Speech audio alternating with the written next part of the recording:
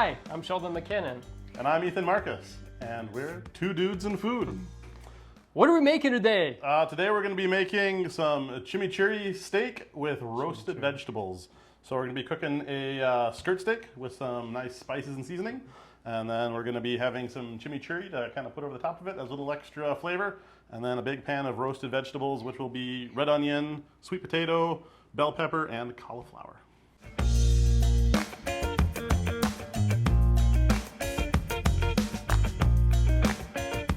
What's our first step? The first thing we're going to do is we're going to get our oven preheated to 400 degrees because that's going to take a little while to get that bad boy heated up. I know how to use this. So while he's pushing some buttons, we're going to go ahead and get our rack here for our steak. We're going to be broiling today. And so once the veggies are just about done, then the last few minutes we'll throw the steak in under broil and finish cooking the veggies at the same time. So I'm going to go ahead and cut this over the sink and try to get it as all the juices out of the way as possible. All right. So here we've got our nice big long skirt steak. Yeah. And then I'll put the spices in the bowl and let you mash them on there. So we're going to be doing, let's see here, a half teaspoon of chili powder. Chili powder. And then we're going to do a quarter teaspoon of black pepper. All right. Followed by a quarter teaspoon of cayenne pepper. You can do a little less if you don't like the spice. I love the spice, so we're going with a quarter teaspoon. And then we're going with a half teaspoon of salt. And then the best seasoning. The best seasoning. The only seasoning. If you only have one seasoning, pick salt. You need one of those tiny little whisks? Yeah. I don't have a tiny whisk, but I should get one. All right. You want to start pouring on here? All right. We'll go ahead and... You want me to mash it into the meat? Yep. We'll rub it in there real good. Yeah, okay. We'll do both sides here.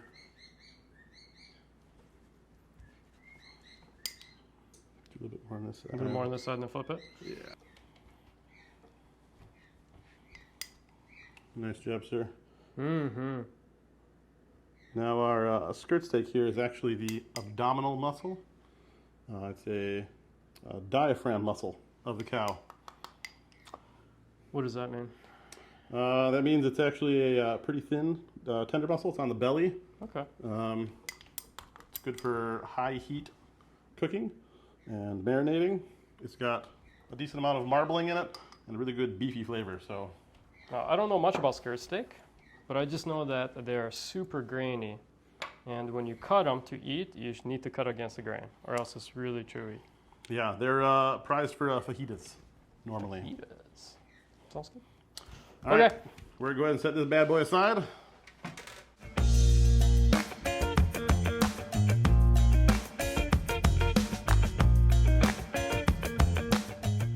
So we're going to want big chunks of red onion. Big chunks. How big? Kind of like we did for the stroganoff. It's about the size of your thumb. Okay. A little bigger. This is a gigantic red onion. It's We're doing the whole thing? Yep, we'll do the whole onion, as much cauliflower as we can, the whole red bell pepper, and the whole sweet potato. Sure. And that should give us a nice giant pan of veggies. Why'd you pick these vegetables? One, mostly just for color. You can pretty much put anything in this roasted veggies. If you want broccoli instead of cauliflower, or you don't like sweet potatoes and you want to put in squash, zucchini, you can trade them out. Carrots, you can throw anything in there. These are just kind of the ones that have the most color, and I find to be the tastiest. So it's just my bias. That's the only reason we're doing these bias? Yep. All right. We're going to be using a little bit of a cheater mix here. We're going to be going with Italian seasoning so that I don't have to measure out parsley and oregano and thyme and rosemary and all those things. Brother, I'm okay with that. I am a lazy cook. So we're going to be doing 2 teaspoons of the Italian seasoning here. And then we're going to do a teaspoon of salt.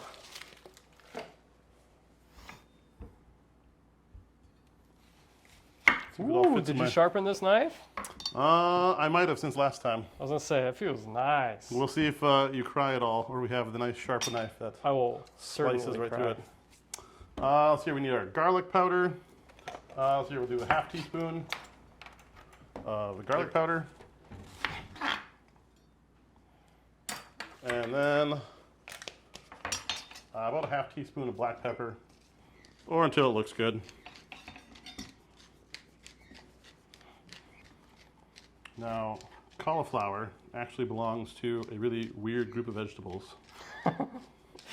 See if you can remember the name. The yes. cruciferous? Cruciferous. Cruciferous vegetable. So Cruciferous cauliflower, vegetable. broccoli, cabbage, kale, Brussels sprouts, all come from the same plant, which is a wild cabbage that's very old, back in Egyptian times. Kind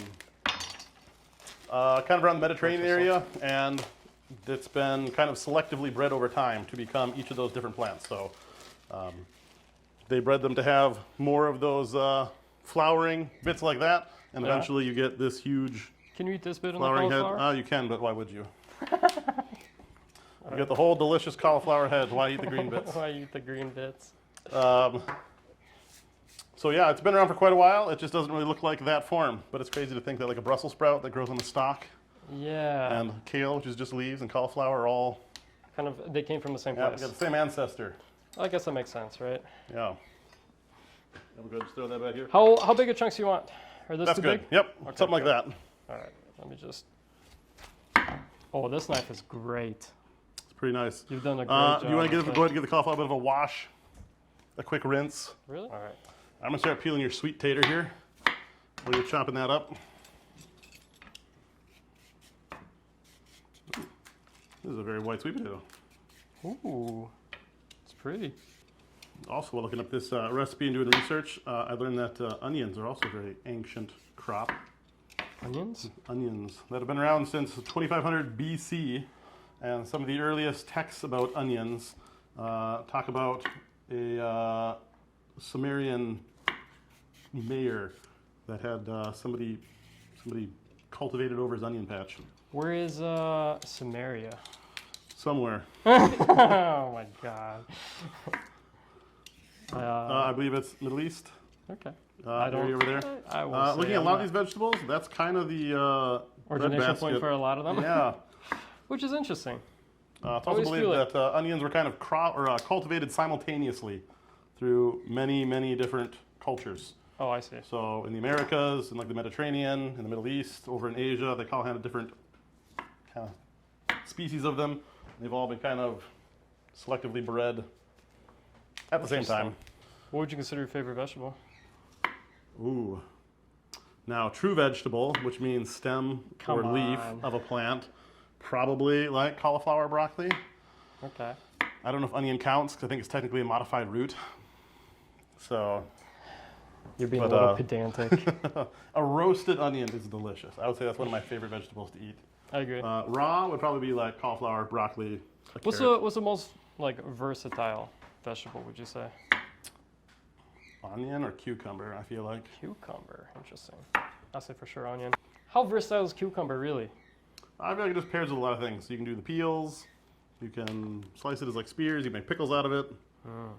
And pickles go with almost everything, so I feel like that's a pretty good vegetable. Although cucumber's technically a fruit, if you want to look at it scientifically. You're doing it again. All right. Same thing. Yep. Sweet potato, we just want it probably like the size of your little finger.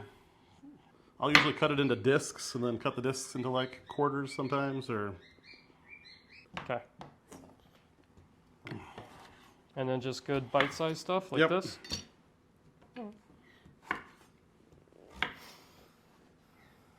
Why do you try to cut things of the same size? I want everything to cook evenly as possible. So if you have some things that are a lot bigger than others, they're going to cook slower. And then by the time you get those tender, the other stuff's either going to be mushy or burnt. So this recipe, we're going to go for crisp vegetables. Hopefully not mushy, hopefully not burnt. Okay. We'll see if we can get there. You're doing a great job cutting.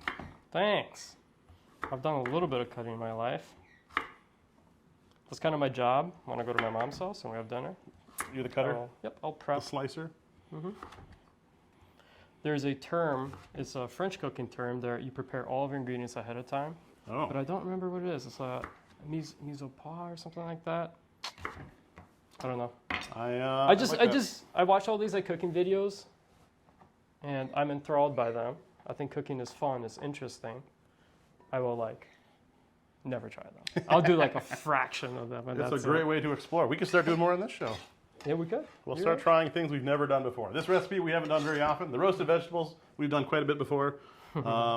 At my house, How big do we want? something like that. Okay. Add some color to our white dish. All right. You can dump it on. This does look like a lot of vegetables now. It all cooks down quite a bit, and then it's not quite as much as you thought it was.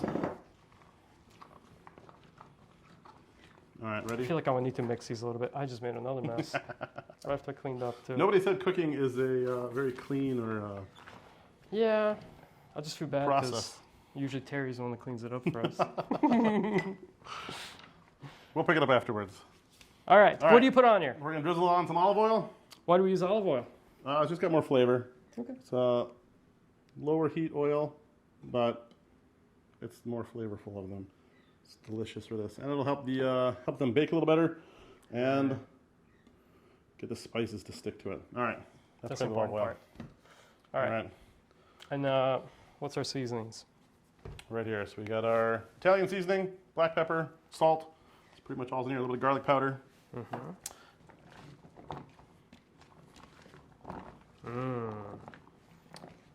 Meat juices, oil. It's therapeutic, isn't it?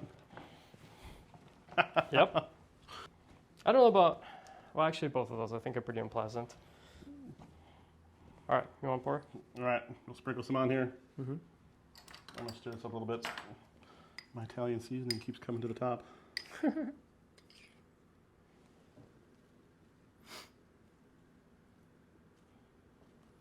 These are good snacking vegetables. And these are great. After you bake them, you just leave them on the tray. Keep coming back. I think it looks pretty well spread. What do you think? All right, looks good. It's well seasoned. All right, I'm gonna go ahead and throw this in the oven here while you're washing up. Wash.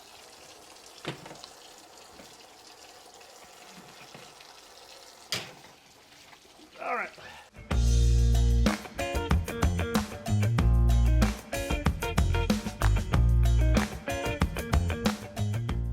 What's next, Ethan? We got our All right. veggies roasting. Got the steak resting. We're gonna go ahead and start making our chimichurri. So chimichurri, I've ordered it once before at a restaurant. It was, I think it was called Martina's. It's an Argentinian restaurant in the metro area somewhere. I don't remember where. And I got some sort of a steak, and it came with chimichurri on top of it. I didn't know what it was, even though I came from an area that's very close to it. So, but I didn't know what it was in Brazil. Brazil, we didn't have chimichurri. When we ate our steaks, usually it's just You're from southern Brazil, right? More? Yep. How close is that to Argentina?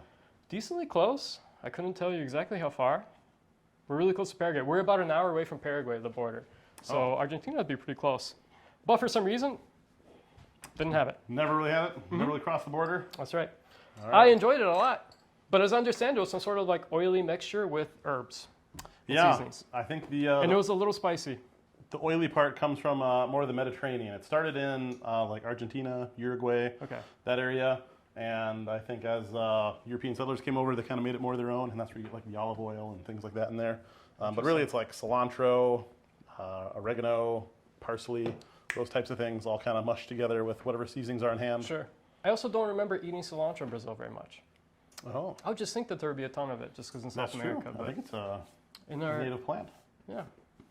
All right, we're gonna have you wash our cilantro and our oregano. Now you don't have the gene that makes cilantro taste like soap, right? No. So if you have that gene, maybe leave the cilantro out of this recipe. Just do it with parsley? Yep, just do parsley. Add something else in there. Add some basil or rosemary. Do you like the stems? Do you cut the stems off? Try to do as little stems as possible. More just picking the leaves off. So we're gonna want, Picking the leaves off? yeah, pick the leaves off. We need 1 cup. I can't just like cut the stems from the bottom? No, we gotta pick them off. Wow. I'll help you Okay. pick them off. All right. I'll join you in picking. This is not how I would cook. I feel like I've embodied the lazy cooking. Nothing lazy about this. Nope. This is a critique of you now. Yep. Nothing but perfection here when I cook. Okay, perfection. There's All right, never, okay, so I was not listening. How much of this do we need? 1 cup, packed. 1 packed cup. So not like okay. a solid packing, but Yeah, but like we you want to push it down. You don't want it to be a fluffy cup. gotcha. You want it to have some nice flavor. Now, if it's going to food processor, are we gonna like finely mulch it? They don't want you to turn it into like a paste. Okay, so you don't want the stems in there, because or else you would get the stems Yeah, in you'd be a little it, more yeah. sticky. All right, that's fair. You're doing such a nice job washing these herbs. Cilantro's so fragrant. It's definitely the better of the two, in my opinion. Really? I think so. I guess I can go either way on it. You're I don't wrong. know if I prefer one or the other. All right, I think we'll call that Call that good? pretty well packed. All right. All right, and our last one is oregano. Oregano. Oregano. How much do we need of that? We just need a 1/4 cup. 1/4 cup. I can't get it open. My hands are all slippery. I can do it. I can maybe do it. I got it started. Oh, for you got it. There we Thanks. go. And we're just picking the leaves again? Yeah, Yep. because we're going to mulch it all together. We're gonna right? wash that one too, though. Oh, my goodness. You know, it's funny because it doesn't really bother me for leafy stuff. It really bothers me for mushrooms. I think it's what I can see really easily. That's true. If it's like dirt on a white mushroom, I'm like, gross. A little speck on something green, I don't know what that is. It's not going to fiber. bother me. I don't think I've ever bought oregano, like fresh. Yeah, I think it's one of the few times I've used fresh oregano. Usually, it's always the dry stuff because it's Yeah. just more convenient and easier to keep. Yeah. This is a recipe that bonds people together. It's like shelling peas. I've never shelled peas. Really? Uh-huh. Oh. Used to be something we did all the time when we were younger. Really? Pick peas, shell peas, snap beans, Interesting. and we'd freeze them and can them. Can them even. Never done any canning either. I have not done any canning. I've done jam making, but no actual Ooh. canning. What kind of jam? Usually some sort of strawberry or strawberry rhubarb. I think I did blackberry one I time. love rhubarb. I got to get Rhubarb's back so into it good. again. Oh, we're going to take a pause on this and flip the veggies. All right. Use the big old mitts. Yeah. Kind of flip them, rotate them, and then turn the tray 180 degrees to ensure even baking. I always hate trying to flip things that don't flip. I feel like it's mostly just a motion I'm trying to do. Okay. They were saying when men cook, they will do something and then they'll go and they'll roast some hands. And then they go and do something else and then go and wash their hands. It's kind of true. I do that quite a bit. I hate things on my I'm the hands. opposite. Really? I pretty much cook and I'll just kind of like wipe on the apron and even like meat juices and stuff. I'll just keep going till the end and then clean everything up. Now, Sometimes, Gordon Ramsay I does the sometimes same I think like Ethan and I could be brothers. Sometimes, how are we even friends? I would never wipe my meaty hands on my apron. That's disgusting. You savage. dries out and it fixes itself. All right, in there we're gonna put Okay. our 1 cup of parsley. So this is just in the bowl, huh? Yeah, careful, those blades are sharp. So this is the food processor. I don't know if it's the most high-end food processor, but it works. This is the parsley. 1 cup of parsley. Yep. And then we're gonna do our 1/2 cup of cilantro. Okay. Then our 1/4 cup of oregano. In that order, right? Specifically. It has to be in that order. Otherwise, it's going to taste weird. Of course. Yep. Our red pepper flakes. Red pepper flakes. We're How gonna much? do 1/4 teaspoon. All right. And then using your eagle eye, you're going to do about 1/4 teaspoon of that black pepper as well. Calibrated grinding. Yep. And then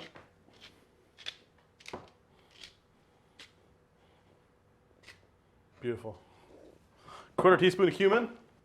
Cumin I just always associate with like Mexican cooking. That's true. It's one of the use main a ton of ingredients in cumin. like taco meat. Right. if you make your own taco seasoning, it's delicious. I've All right. never made my own. Half teaspoon of salt. Half teaspoon of salt.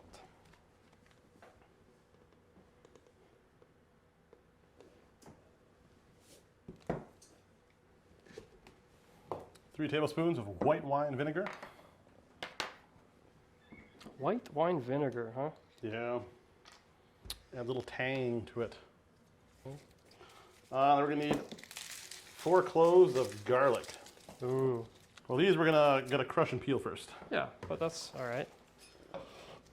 You're gonna do it on the table? Okay. Okay.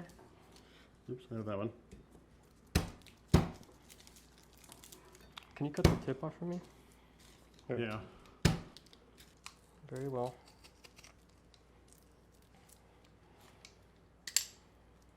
I'm struggling with this You one. work with garlic and you get it under your fingernails, Gross. and then your It fingers just smell like garlic. just and never goes it seems away. like no matter how much you, I agree. I think there might be a whole one that got lost in there. Well, we'll see what he looks like at the end. Someone's gonna get a very garlicky Yep. bit.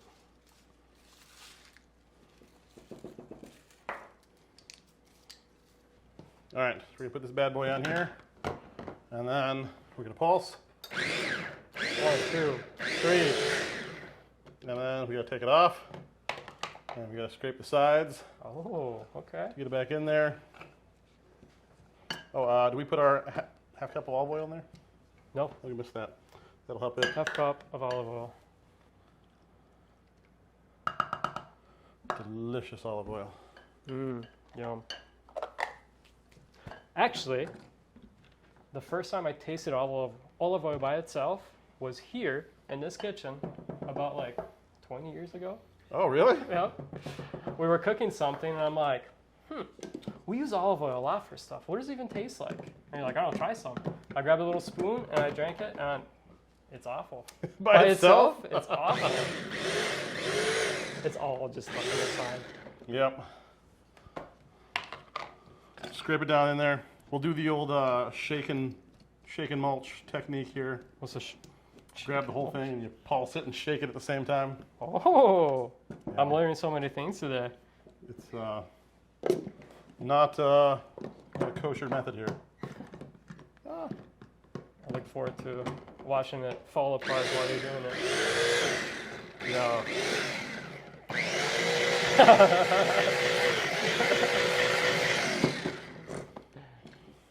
This is the approved Yep. way of doing it, right?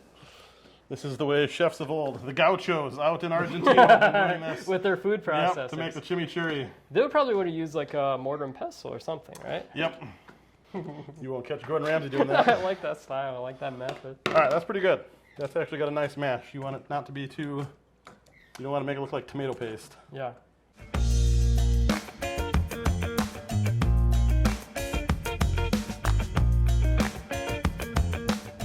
I'm gonna, let's see here, cancel our veggies here and turn the oven to broil. Okay. And we'll let them broil under there for a little bit while this heats up, and then we'll throw the steak in. So we'll, cook it for about 8 to 10 minutes total. Pull it out and let it rest for probably about 5 minutes. It's a thinner steak. Usually the thicker the steak, the longer you want to let it rest, and let the juices reabsorb. So why do we make it rest or let it rest?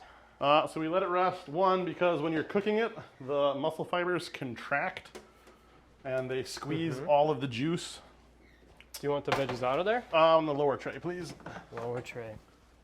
Whew. Yep. Watch out That's- for the steam, it'll get you. Yep. I forgot you're broiling.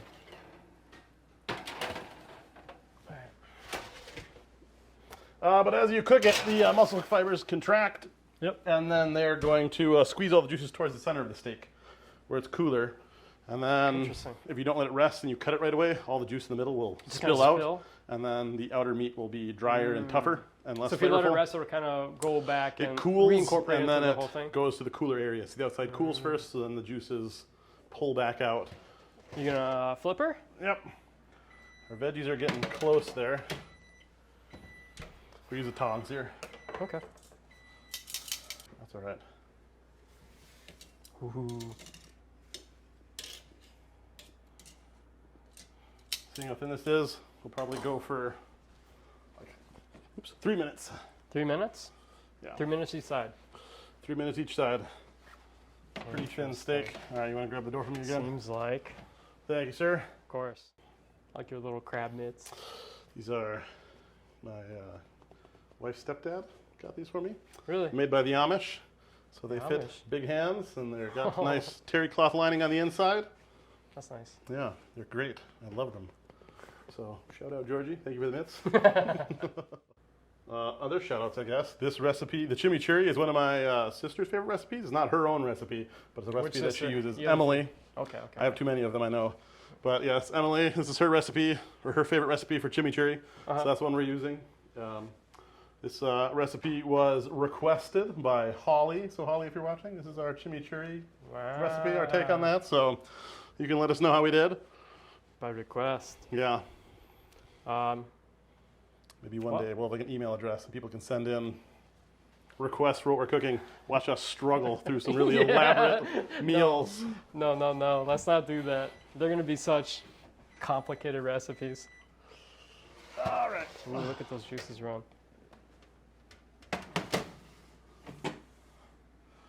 Okay. Tray. Okay. And we're just going to brown it a little bit, right? Broil them, yeah, a little bit. So we'll set another. Just get a little bit more color to them. Yeah. See if we can. 3 minutes? Ooh, brave man. All right, I'm going to throw a little bit of tin foil over that. He's going to tent it. Yeah. You can wrap it under the rack a little bit. Hold it in place. Ooh, that's hot. Yeah. It's very hot. All right, we'll let that sit until we're ready to chop everything up. We got our light on the oven so we can peek at the veggies. How do we cut skirt steak? With the grain. Just kidding, against the grain. Oh man, you got me going so good. I was about to boil over. Whew. How long of stripes do you want? I'm gonna cut it this way and I'll go like this. You want like this big? Really big? Right in the middle of those two. Like this? Like right there. That looks good to me. That's pretty good. That looks good. I think I got about a medium rare in there. Sure. Okay, let's taste it. Cheers. Cheers. That's good flavor. Good meaty, intense, beefy You know what flavor. it could use a little bit of? Salt. Yep. You know me. Can't go wrong. I feel like cutting even. steaks in strips like this is also a healthier way to eat steak because I feel like you eat a little bit less or you dish up a little bit less That's probably true. because it looks like more on your plate. I just like it because it's wonderfully snackable. It's also, yes, bite-sized. I can keep going back and It's just take it a terrible for strip. seconds. It's good for the first plate of portioning, but then terrible once you're coming back for more. In Brazil, they have this wonderful tradition. So the churrascos, they call it. That's when you grill meat. In like a partying setting, what they'll do is they'll grill like not all the meat at once, a little bit, and then take it out, and then they slice it, and everybody eats it right away, fresh. And then they'll go back and grill a little bit more. So you're always like, whoever is grilling is consistently grilling the whole time. They just live in the kitchen. Yeah, well, usually it's like a lot of times, outdoor in like a grill or whatever. Okay, more of a social setting. Yeah, and it just makes like a really cool party setting. Everybody's like drinking and stuff, and then Hanging you get out. some little bit of meat. It's just wonderful. It's nice. It's a good time. That sounds like fun. One of the things that I miss about Brazil. This is the real first try with the chimichurri. Yeah. Oh, can't get hold of it. Not good? I like that spice. But I do like spice a lot. This is great. And that cayenne pepper on the steak, and then that chimichurri, like zesty zing. It doesn't steal from the flavor of the steak. You know what I mean? Yep. It just gives you like this, the vinegar in there gives it like a little tanginess. The oil kind of coats everything really well. You get that little bit of spice, like fresh herbs. It's really good. It's delicious. I really like it. So, thank you for watching. This has been Two Dudes in Food. We'll see you next time. See you next time. Bye.